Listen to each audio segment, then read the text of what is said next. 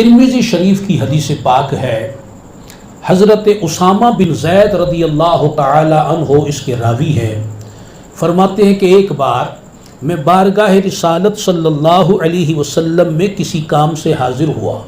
میں نے دیکھا کہ رسول اللہ صلی اللہ علیہ وسلم تشریف فرما ہے اور آپ نے کمبل اوڑھا ہوا ہے، چادر شریف اوڑھی ہوئی ہے۔ مجھے ایسا محسوس ہوا کہ اس چادر میں کوئی چیز ہے، لیکن میں پوچھ نہ پایا۔ میں بارگاہ حضور میں حاضر ہو کر صلی اللہ علیہ وسلم گفتگو کرتا رہا، کچھ کام میں مصروف رہا، اور آخر کار مجھ سے رہا نہ گیا۔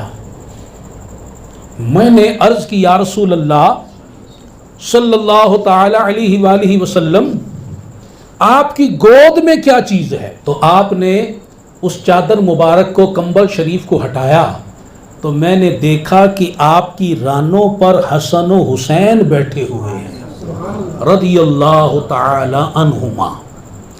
میرے آقا صلی اللہ علیہ وسلم ارشاد فرمانے لگے، ھذان ابنای وابن ابنتی، یہ دونوں میرے بیٹے ہیں اور میری بیٹی کے بیٹے ہیں۔